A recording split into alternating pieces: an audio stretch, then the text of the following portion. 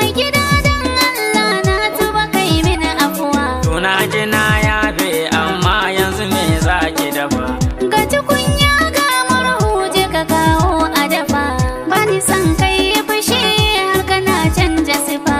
Ki girkin nan in kin bada kura talaba. Banda sisi yau kai tun jiya ma haka nake.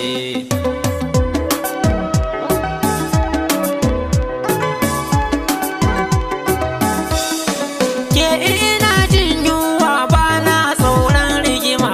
Mai gida kai hakuri yanzu dai za a gama. Mai kake so a dafa asila na aduma. Bani san dambun nan wanda kike